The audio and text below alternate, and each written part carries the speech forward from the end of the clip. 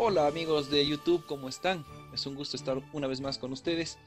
Felices con este segundo programa, podemos llamarlo así, que es esta conversación que tenemos entre amigos sobre temas de actualidad, sobre temas de la Iglesia Católica. Pues somos católicos y queremos vivir nuestra fe desde nuestros hogares.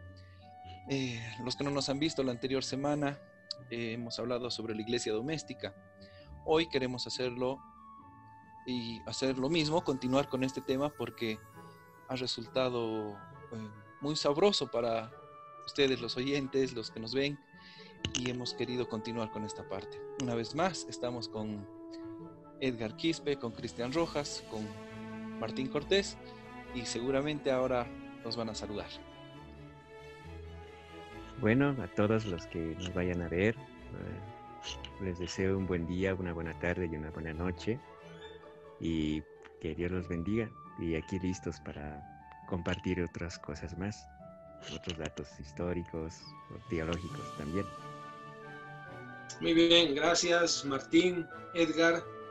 Siempre es un gusto reunirse entre compañeros y más interesante aún cuando vamos a hablar temas referidos a la fe, referidos a nuestra iglesia, al momento en el que estamos viviendo en nuestros hogares. Y un saludo grande para todos aquellos que están viendo esta grabación y que están compartiendo. Y además de un saludo, una bendición, porque es importante bendecir. Así que para todos los que están mirando y compartiendo esto, que Dios les bendiga enormemente en todo, absolutamente en todo. Muchas gracias y vamos adelante con este programa. Antes de empezar, yo quería hacer un agradecimiento especial a toda la gente que nos ha visto, que nos han escrito por inbox y les ha gustado el programa. Principalmente quiero saludar a Padre Juan de la Cruz, que precisamente hoy, 3 de mayo, es su cumpleaños. Un gran abrazo, Padre querido, un beso hasta Colombia. Al Padre Carlos Deza también, que nos ha escrito desde el Perú. Y que sigamos con estas conversaciones adelante y a toda la gente, a todos los amigos, a todas las personas que han escuchado el anterior programa. Hoy día vamos a continuar, ya entramos de lleno y muchos nos comentaban que les ha gustado esta parte histórica de la iglesia, esta parte que se puede unir con lo que estamos viviendo ahora, con las pandemias que hemos vivido en el pasado y con la que estamos viviendo ahora y por la que tenemos que vivir en esta iglesia doméstica, en esta iglesia desde nuestras casas, con la falta, como decíamos, de los sacramentos tangibles para poder vivir. Entonces le dejamos el espacio a Edgar para que nos siga contando un poco sobre este asunto de las pandemias, de las enfermedades y de cómo la iglesia católica afrontaba estos momentos difíciles. Bueno, muchas gracias Martín, Cristian, amigos. Si bien he tocado aspectos generales la otra vez, ahora me voy a ir a aspectos mucho más específicos. Voy a solo recalcar nuevamente de que hubo, claro, varias pandemias antes. Quiero mencionar una que vivió también la iglesia en la época de Justiniano, el emperador romano de Oriente Justiniano, en el año 541. Esa pandemia mató a 25 millones de personas. Hay que recalcar que la gripe española en 1918 mató a casi 50 millones de personas. Pero mucho peor fue la tasa de mortalidad que causó la peste negra en la Edad Media entre 1346 y 1353, donde es la época más alta, donde hubo el pico más alto de esta pandemia. Y esta pandemia quitó la vida a casi 75 millones de personas. Otros historiadores dicen casi 100 millones de personas, 100 millones de personas, en todo el mundo, no solo en Europa. Ahora, la otra cifra que di en el anterior video era la cifra de Europa, pero he encontrado otros datos gracias a la revista La Vanguardia, de la cual también me voy a basar, una revista española en internet. Y allí he sacado estos otros datos, que sumados a los de Europa hay que sumar lo que pasó en África y en Asia y parte del Medio Oriente, y el Medio Oriente obviamente, y da esas cifras. Imagínense, amigos, qué grave ha sido esta pandemia. Así que, yendo a todo eso, puedo decir de que cada periodo histórico siempre causa un momento de agitación, emoción, ira, Miedo. antagonismo, miedo y sobre todo también en lo más secular, en la sobrevivencia humana, la creatividad y el ingenio. Lo que puedo decir en este sentido es que en esos periodos, voy a tocar ya un aspecto sociológico antes de irme a lo que pasó en la iglesia.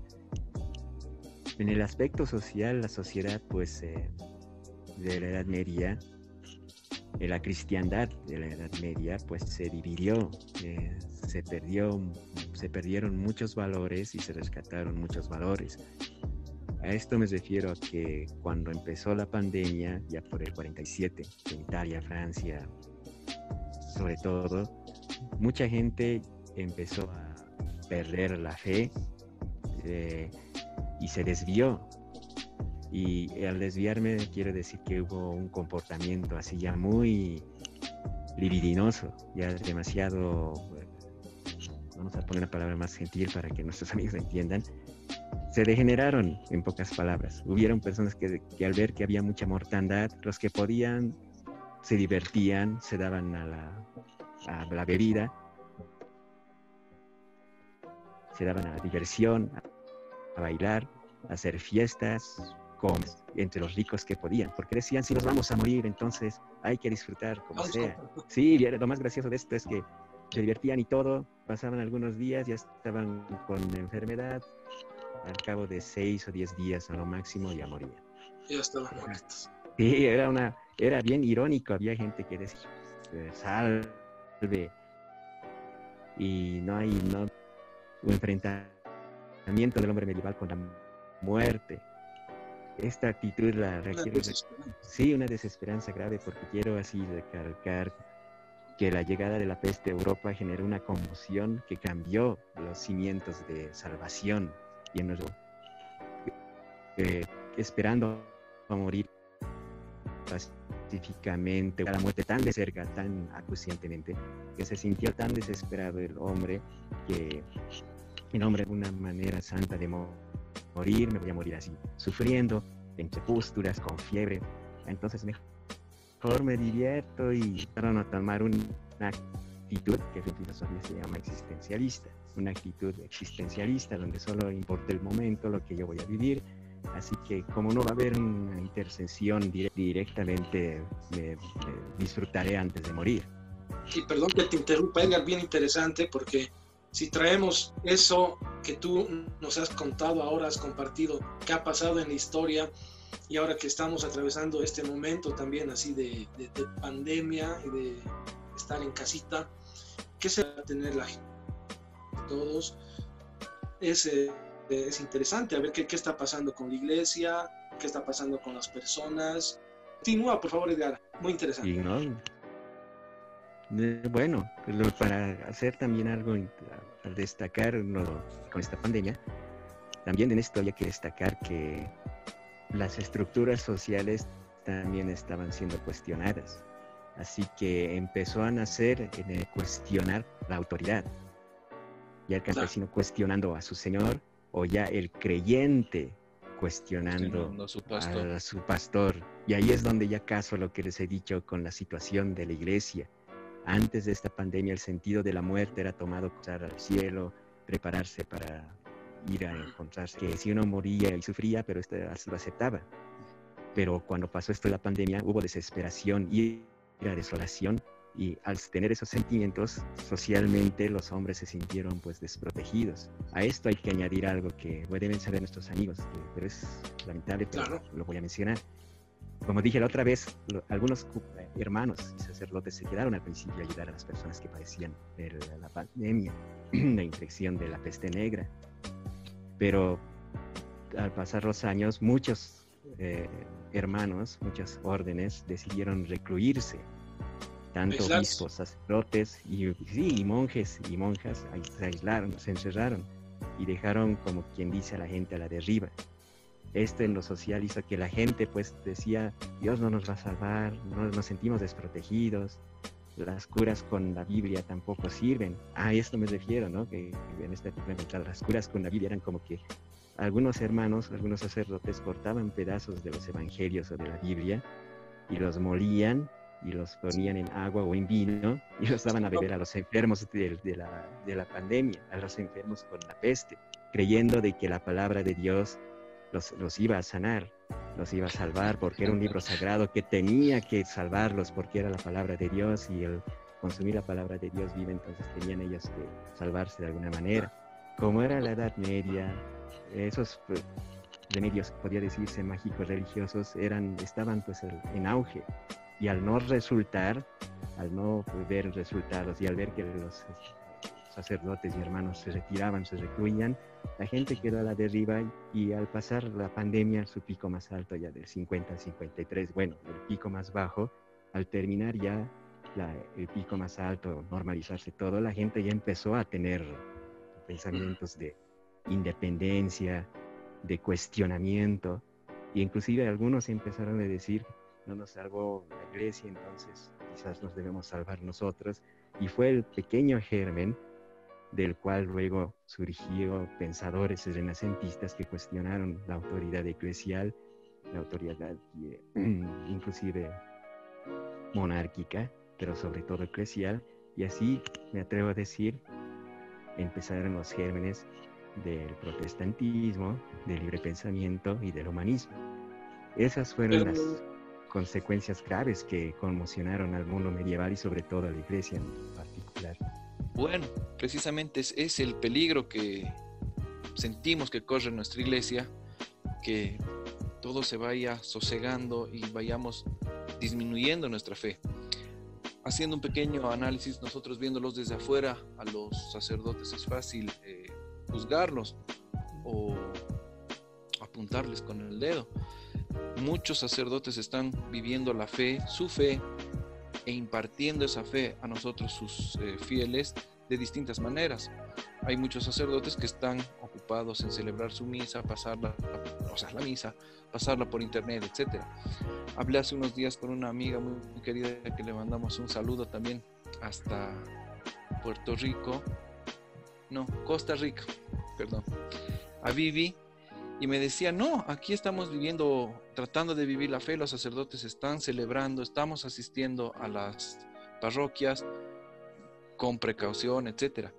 Entonces, los sacerdotes están viviendo a la medida de su fe. Yo decía, los sacerdotes pueden tener dos caminos. Uno, el sentarse y decir, lamentablemente estamos en una pandemia, hay mucho peligro que los fieles se contagien, y quedarse un poco tranquilos. Tal vez incluso nos dirán, el tiempo que ustedes podían venir a misa, no venían, y la iglesia siempre estaba vacía, y ahora quieren misa quieren sacramentos. Podrían decirnos eso los sacerdotes. Y bueno, la otra parte, la otra opción que tienen los sacerdotes es reavivar la fe, ver la manera de llegar a sus fieles, ver la manera, pueden ser estos medios tecnológicos, y tratar de ver en cada región, en cada país. Nosotros transmitimos desde Bolivia, que les mandamos un saludo. Vamos a disminuir las medidas rígidas, y tenemos hasta el 10 de mayo. Entonces, a partir del 11, aparentemente se va a flexibilizar.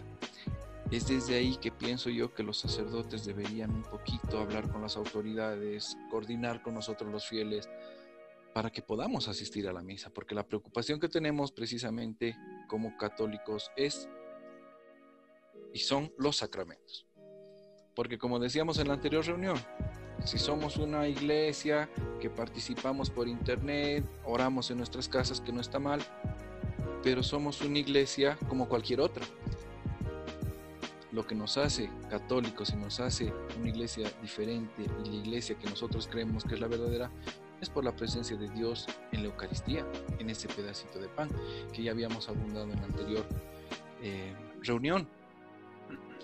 Y para fortalecer tal vez un poquito esto, ¿por qué? Porque la preocupación ya de los fieles es que los fieles nos vayamos entibiando en nuestra fe. Hay distintos tipos de fervor. Hay muchos que son católicos, somos católicos de domingo y a veces ni eso. Entonces, si hay este enfriamiento en la fe, no hay celebraciones eucarísticas, etcétera, la cuestión va a ser triste, porque la fe va a decaer y nos va a dar lo mismo, va a ser igual todo, va a dar lo mismo pecar o no. Entonces es un peligro que corremos. Y la gente devota, la gente de misa diaria, etcétera, estará viviendo su fe, pero también corremos el riesgo, como Edgar nos contaba, de que vaya disminuyendo la fe, que vaya disminuyendo el fervor y acabemos siendo una iglesia sin fe, sin fervor. Y como dice Edgar, en el pasado ha entrado por causa de estos problemas ajenos a la fe, que es una enfermedad, una pandemia, se ha introducido el protestantismo en nuestra iglesia. Entonces, corremos un grave peligro. Yo quería redondear simplemente esto. Como decíamos, estamos viviendo en una iglesia doméstica. Entonces, Juan Pablo II decía, las familias son la primera escuela de evangelización, ¿no? No sé si decía las mismas palabras, pero era la idea. Entonces, en nuestras casas, los papás tendremos que retomar, porque también nos hemos enfriado. Somos mucho internet, mucho celular, mucha televisión, series, y no educamos a nuestros hijos en la fe. Y peor si no tenemos celebraciones, si no hay fervor, la cosa se va a poner muy triste. Quería hablar rápidamente sobre el sueño de Don Bosco. Acá estamos con María Auxiliadora en su mes. No está sin motivo acá acompañándonos nuestra Madre Santísima. Y bueno, yo se los voy a resumir muy rápido para ahorrar tiempo.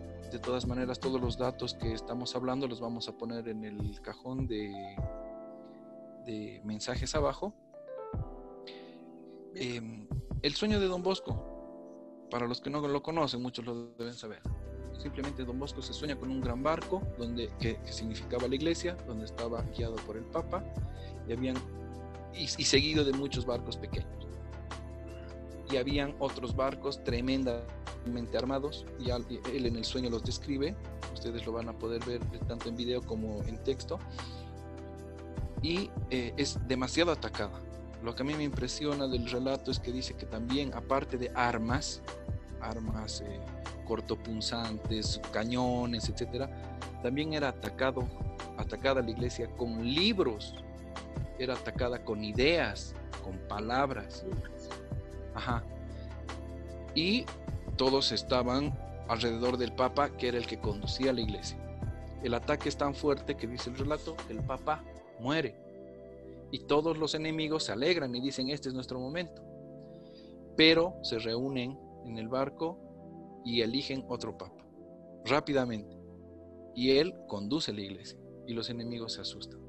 Pero ¿qué pasa? En la batalla del mar aparecen dos pilares, dos columnas, donde estaba en una la Santísima Virgen, dice María Auxiliadora, y en el otro pilar estaba la Sagrada Eucaristía, que es donde el Papa va y ancla su barco, el barco que es la iglesia. Y en el relato dice que los disparos que le llegaban al barco, los que disparaban desaparecían, los que disparaban explotaban, etc. Y la iglesia se mantiene de pie gracias a la Eucaristía y a la Santísima Virgen. Dos pilares. ¿Qué más podemos decir? Simplemente cuando él está hablando con sus alumnos, cuando Don Bosco está hablando con sus alumnos y hablando sobre el sueño, lo que dicen ellos, lo importante es tener devoción a la Sagrada Eucaristía y a la Santísima Virgen. Y que esto enseñemos a toda la iglesia, porque es lo que nos va a salvar, porque es lo que va a mantener de pie a la iglesia. Entonces, si estamos recluidos en nuestras casas, recluidos por darle un nombre, y no estamos participando de los sacramentos, la Eucaristía es el máximo sacramento que tenemos, es la presencia de nuestro Dios para nuestras vidas. Y si no lo estamos teniendo, es muy triste para nuestra iglesia. Entonces, simplemente como incentivo, como recomendación a todos en sus hogares, en sus casas, hablar en familia y un poquito recobrar las devociones, la devoción a nuestra Madre Santísima, e investigar un poquito más sobre la Eucaristía. También vamos a poner abajo los datos sobre la Eucaristía, lo que dice la Iglesia, lo que dicen los santos. Y me gustaría también poner los links de las investigaciones científicas que hacen sobre las hostias que han sangrado, donde encuentran sangre, ADN, donde encuentran que es un pedazo de corazón, de miocardio, etc. Entonces, todos estos datos que no los vamos a hablar ahora, pero se los podemos dejar abajo para que ustedes los vayan revisando. Muy bien. Si yo tenía la curiosidad de la imagen de la Virgen, mes de mayo, y recordamos los cristianos católicos, porque somos cristianos católicos y hemos permitido que otras denominaciones nos roben lo que es nuestro. Cristianos somos, seguidores de Cristo, pero luego en el tiempo hemos quedado como católicos, pero originalmente somos cristianos católicos. Así que los dos pilares, muy interesante lo que Martín comparte con nosotros, la Eucaristía, la fracción del pan, y este otro pilar fundamental que es una devoción a María. Qué lindo sería que tengamos más adelante un programa en el cual podamos desglosar un poco la presencia de María en la historia de la salvación, y aparece también en el texto bíblico. Muy interesante. Qué bien. Yo creo que estamos en el tiempo preciso porque estamos en el mes de mayo, mes de María. Entonces, si aceleramos un poco los programas, las reuniones, podemos abarcar bastante de María y de las devociones, ¿no? No hay un hogar sin mamá. Así que los que no quieren a María no tienen mamá. Entonces no hay en esencia hogar. Bueno, y datos así que los podemos ir compartiendo. Lo que Edgar habló y compartió hace unos minutos atrás, justamente del tema histórico de la pandemia, yo quiero empezar siempre a compartir con ustedes tocando el texto bíblico, y había escogido uno del profeta Amós. Amós, que era un pastor en el Antiguo Testamento. Y dice así: ruge Yahvé desde Sión, desde Jerusalén alza su voz. Los pastizales de los pastores están desolados y la cumbre del Carmelo se seca. ¿Qué significa? Brevemente, ruge Dios, es decir, habla con voz fuerte. ¿Qué? Los pastizales de los pastores están desolados. ¿Qué vamos a comer nosotros, la iglesia, el pueblo? ¿De qué nos vamos a alimentar? ¿Qué está pasando con los que dirigen la iglesia, los sacerdotes, los pastores? ¿Estarán permitiendo, por las circunstancias, por lo que está sucediendo, de que estos pastizales ellos son los que tienen que procurar de que estén siempre verdes y sea el alimento nuestro se esté secando? Miren, en esa época, en la de Amós, esta era la queja de Dios. Están dejando que los pastizales se sequen y por lo tanto el rebaño está muriendo. Y la cumbre del Carmelo. ¿Qué es la cumbre del Carmelo? Los hijos de los profetas, es decir, los profetas, los Hanevim, los Bene Hanevim, que son los profetas, aquellos que hablan y que están inspirados por Dios. Profetas nunca han faltado en la historia. Y creo que como bautizados vamos cumpliendo también nosotros esta misión de ser profetas, de anunciar la fe. No nada novedoso ni nada catastrófico, no, sino el profeta, aquel que, tocado por el Espíritu y amante de Dios y de la Iglesia, también conforme el resto santo, y que tiene que hablar y decir lo que es la fe y cómo se vive la fe y cómo Dios se manifiesta. Ahora, de una manera especial, porque como verán, estamos transmitiendo desde nuestros hogares y por lo tanto, si 2 o más se reúnen en mi nombre, yo estoy ahí presente. Y esto es ser una iglesia doméstica. No porque seamos curas, sacerdotes, no, sino porque se manifiesta el Espíritu y la iglesia somos nosotros. Bien, entonces importante, ¿qué está pasando? ¿Qué está sucediendo en este tiempo? Y también Edgar tocaba un punto bien interesante en que él nos decía que en aquellas épocas de la peste, ¿no, Edgar?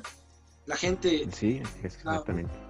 agarraba la Biblia, yo tengo aquí mi bibliecita en la mano, y arrancaba las hojitas y las deshacía, las quemaba, las deshacían en agua y tenían que tomar eso.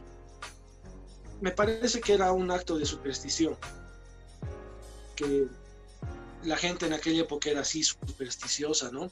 Entonces creían que se iban a salvar, y la fe no es algo mágico. La fe actúa en cuanto tú te pones en contacto con esa persona que es Dios, que es Jesucristo. La fe no es algo mágico que va a suceder, que tenemos que esperar a que nos salve, no.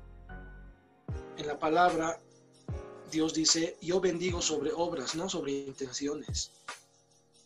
Entonces los cristianos tenemos que ser aquellos de obras, no de palabras, sino de acciones claras y concretas. Y hay un pasaje del libro de Oseas que dice, Oseas 4, capítulo 4, versículo 6, dice, perece mi pueblo por falta de conocimiento, porque has rechazado el conocimiento, yo te rechazaré. Entonces es importante conocer qué es la fe, la palabra de Dios, conocer y saber el por qué y el para qué de la Eucaristía. ¿Qué es la Eucaristía? ¿De dónde viene? Antiguo Testamento, las raíces de la Eucaristía y qué significa todo esto.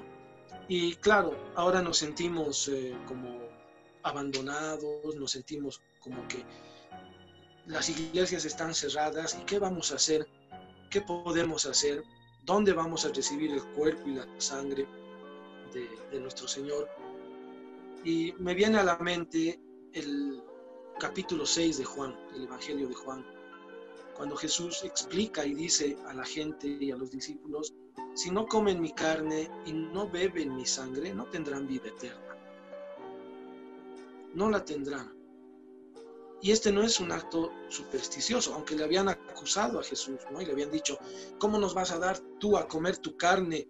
¿Te vas a sacar pedazos de tu carne y nos vas a dar? ¿Tu sangre nos vas a dar a beber? No. Más adelante, ¿no? En la presencia del sacramento. ¿Dónde vamos a encontrar a Jesús? Ahí, en el sacramento. Ahora muchos no podemos ir a la iglesia, no podemos ir a recibir y de pronto hasta sentimos hambre, pero Dios permanece así místicamente también en su pueblo, en su iglesia doméstica, permanece y está presente, no se manifiesta. Las veces que hayamos recibido, bendito sea el Señor, lo hemos podido hacer.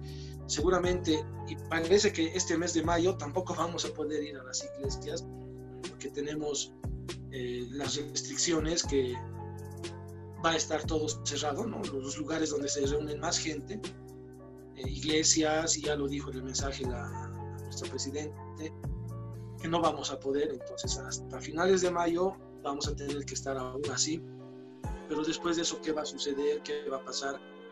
Pero es importante, miren, conocer, y a eso yo quiero llegar con estas palabras de que tenemos que conocer, de que no tenemos que permanecer en la ignorancia, porque la ignorancia, como dice el texto bíblico, es muerte, y porque somos ignorantes de la palabra y de la historia de la iglesia, podemos perecer, no solo nosotros, sino muchas personas, podemos perecer. Es importante conocer, es importante saber y estudiar y comprender la palabra y el texto bíblico. Esto es lo que yo quería compartir, Martín, Edgar, a todos los que nos están viendo, y no ser supersticiosos. No ser supersticiosos, ¿no? conocedores de nuestra fe. Conscientes de que en el tiempo de Dios es diferente al nuestro, tal vez tendríamos que tener en nuestras mentes y en nuestros corazones las celebraciones más fervientes que hemos tenido cuando hemos recibido al Señor en gracia, en la Eucaristía, y seguramente serán útiles en nuestras vidas esas Eucaristías, porque, como digo una vez más, el tiempo de Dios es totalmente diferente al nuestro. No hay tiempo, no hay tiempo ni espacio, ¿no? Eso uno y otro, ponernos a pensar.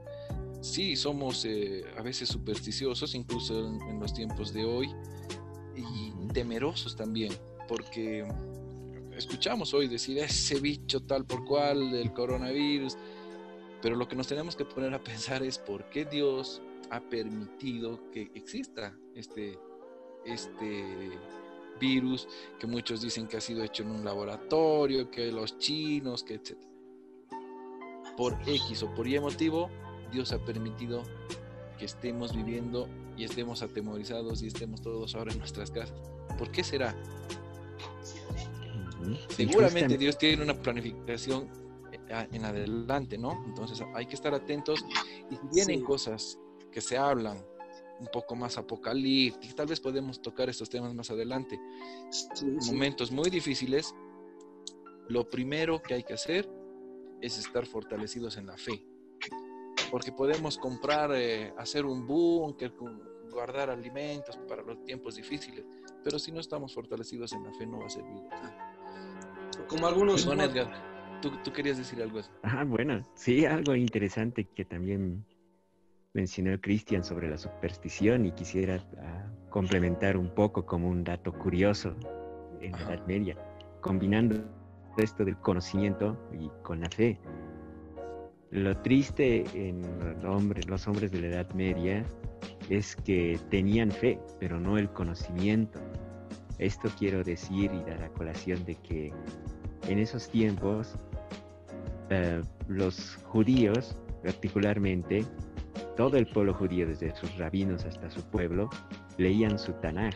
Tanaj en hebreo significa escrituras. Eso significa el Pentateuco, las escrituras, los profetas, y luego las escrituras. Históricos, sí. Claro, los libros históricos y demás libros de la Biblia los leían. Todo el pueblo judío leía. Ahora, yéndonos más allá, al Medio Oriente, en el Islam, en esos tiempos, los musulmanes hacían sus transcripciones del Corán, y casi no había hogar que no tuviese un Corán. O sea que todos los musulmanes tenían su Corán. Era obligatorio. Era obligatorio leer, al igual que era obligatorio que un judío conozca sus escrituras. Claro que sí. Pero tristemente en esos tiempos, en la Edad Media, ningún cristiano, ningún hogar cristiano de esos tiempos tenía una Biblia. Y lo más triste es que la mayoría de la gente no sabía leer ni escribir.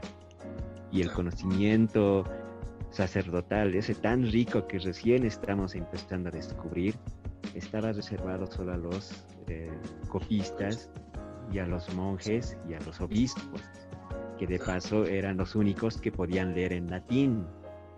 Y las misas eran en latín, y era un idioma que no conocía el resto del pueblo. Así de separada estaba la iglesia en esos tiempos, y eso dio pues el lugar a la superstición de la cual mencionaba Cristian. A eso también otro dato terrible hay que añadir, que en esos tiempos la medicina era precaria, no conocían ningún remedio. Un médico tenía que primero estudiar teología y luego tener nociones de medicina, pero era más teólogo que médico. A esto también podemos añadir otro dato para no alargarme, que se refiere al aseo personal. Lamentablemente, debemos decirlo, en esos tiempos no se bañaban.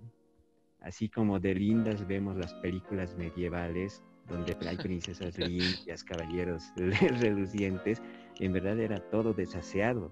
No se bañaba mucho y todo era medio desaseado. Calles llenas de basura. animales también rondando por allí. O sea que era una sociedad muy rural, muy sucia también, y todo eso pues sumado al comercio que ya había con la ruta de la seda y los comerciantes italianos que iban a China y a la India, pues contribuyó a que haya esta pandemia que se llama la peste negra y de la cual estábamos hablando. Eso, bueno, eso era lo que quería complementar. Sí, Gracias. sí, bien. Es un dato interesante. Son datos muy importantes. Y miren, obligatorio para la comunidad judía estudiar los textos sagrados y conocerlos. Importante. Y bien para los musulmanes, ¿no? Importante estudiarlos y conocerlos. Y nosotros, ¿a qué nivel estamos? Y creo que ellos eran los que menos se enfermaban, ¿no? Sí, de verdad. Porque mira, los judíos tenían sus prescripciones de salubridad. Podemos leer el libro de Levítico, donde hay cientos de prescripciones de la limpieza de la casa, prescripciones sobre la vida matrimonial, sobre la vida sexual, sobre la preparación de los alimentos, sobre el aseo del cuerpo, etcétera, etcétera, que ellos lo conocen y lo practican. Pero nosotros tenemos la verdad, la riqueza, no la conocemos, no la podemos practicar plenamente o de buena manera. Un sacerdote que he conocido, el padre Jorge Loring, que murió, el jesuita, decía: católico ignorante, seguro protestante. Ajá. Y es cierto, es importante conocer estos datos de la Tanakh, TNK, que es la Torah, los Nevi'im y los Ketuvim de los judíos, que siempre lo estudian. Nosotros tenemos que darle una oportunidad a nuestra fe. Esta fe revelada en la verdad, en Jesucristo, y datos interesantes en el Apocalipsis. Juan mira una muchedumbre de gente que viene cantando un himno y tienen unas ropas resplandecientes, blanquísimas, que brillan de la blancura, y pregunta y dice: ¿quiénes son? Y el ángel le responde y le dice: son aquellos que han blanqueado sus vestiduras en la sangre del Cordero. ¿Cómo puede tu ropa estar blanca con la sangre? Tendría que estar roja. No. Los que han blanqueado su vestidura en la sangre del Cordero. Y la sangre del Cordero es el pacto, es la alianza, la nueva alianza en la sangre de Jesucristo, en la sangre del Cordero. El cuerpo y la sangre de Jesucristo son importantes en estos momentos, fundamental. Así que creo que nuestro pedido, Martín, Edgar, es genuino, de que podamos tener la oportunidad de nuevamente poder recibir el sacramento y ser de aquel grupo, de aquella muchedumbre que grita: bendito el que viene en nombre del Señor. Así que hermoso. Claro, porque nuestro consuelo es que después de que Jesús muere en el Calvario, el velo se rompe, ¿no es cierto? Y acaba la alianza que tenía con los judíos y empieza una nueva alianza con la Iglesia Católica, con la Iglesia Cristiana. Entonces, bueno, para ir concluyendo este sabroso tema que hemos tenido hoy, yo solo quiero a todos animarlos a vivir su fe en la casa. Como les decía, hablar un poco más con nuestros hijos, con nuestras parejas, con nuestro entorno más cercano, y fortalecer nuestra fe, esperando volver a tener los sacramentos. Y hay un secreto, no es un secreto, es también una alegría que tenemos, que le dice la Virgencita al Padre Gobi y a muchos otros místicos. Dice: al final mi corazón inmaculado triunfará. Entonces es una maravilla, y animarnos a todos a consagrarnos, a hacer la oración todos los días, tal vez, que también lo vamos a poner en el cajón de descripciones abajo, la consagración al Sagrado Corazón de Jesús, al Inmaculado Corazón de María. También podemos poner la consagración a la sangre preciosa, que es la que nos protege y es una de las devociones más lindas y más fuertes. Entonces, animarlos a todos a que lo hagan, y a nuestros sacerdotes que no nos suelten de la mano, que nos infundan la fe. Creo que se nos está acabando el tiempo. Y fuerza a darle con toda nuestra fe, y que el Señor siempre va a estar con nosotros. Muy bien. Bien, pues yo creo que el tiempo ya, y nos vamos despidiendo. Yo lo haré en unos segundos. Tengo aquí una cruz, que es una cruz que yo quiero mucho, y seguir adelante. Cristo ha muerto, pero ha resucitado y ha vencido a la muerte. Y Dios no nos ha dado un espíritu de cobardía, sino un espíritu de fortaleza. Y por lo tanto, como Pablo dijo, si conmigo está Dios, otras circunstancias no podrán prevalecer sobre mi vida. Y esto es lo que tenemos que nosotros fortalecer, y esta es la fe que Dios nos ha dado. Así que muchas gracias, y seguramente Martín, Edgar, nos reuniremos en otra oportunidad para seguir compartiendo estos temas, estos datos, y esto que es también historia y nuestra fe. Sí, así sea. Igualmente me despido, y gracias Cristian, gracias Martín por esta oportunidad, gracias a todos los que nos vayan a ver. Yo solo puedo decir de que el hombre, en su búsqueda de sentido, siempre va a encontrar caminos para encontrar algo dentro de su espíritu, va a encontrar alguna manera de conectarse a Dios. Y en estos tiempos que por buena suerte tenemos una Biblia, tenemos conocimientos sobre la iglesia, aprovechar en también leer su Biblia para estar llenos. No estamos en la edad de las tinieblas, donde los hombres no sabían leer ni escribir, pero tenían fe. En nuestro caso ya hay una medicina, hay un libro y se tiene la fe. Está a nuestra disposición. Así que ahí también podemos alimentar nuestra fe a través de la lectura, y así no vamos a estar desprotegidos tampoco. Y como bien dijo Cristian, un pueblo sin conocimiento es un pueblo que se pierde. Así que les animo a también estudiar sus escrituras, que también son de ustedes, no de los judíos ni de los musulmanes, sino nuestras también. Nuestras. Eso es todo. Muy bien. Bueno, yo acabo de decir que como uno se enamora de su pareja, decimos, uno se enamora con la cabeza y con el corazón. De la misma manera tenemos que enamorarnos de la iglesia, de Dios, de nuestra Madre Santísima, con el conocimiento que nos da la palabra del Señor, la vida de los santos, etcétera. Y haciendo esto uno se va enamorando de la fe, se va enamorando de la vida del Señor, del amor que ha tenido hasta la muerte en cruz, y podemos tener una vida muy, muy feliz y darles esa vida feliz a nuestros hijos y a nuestros seres queridos. Hasta aquí hemos llegado con el programa, con la reunión del día de hoy. La siguiente yo creo que vamos a hablar de María Santísima, y hasta ese momento, queridos amigos, no se olviden ponerle un dedito arriba si les ha gustado el video, poner algunos comentarios a los que lo han hecho. Muchas gracias y hasta pronto. Gracias por todo, bendiciones. Bendiciones, y quédate en casa. Así que nos vemos en la próxima. Desde la casa, una iglesia doméstica. Hasta luego, amigos. Que vaya bien. Gracias, adiós.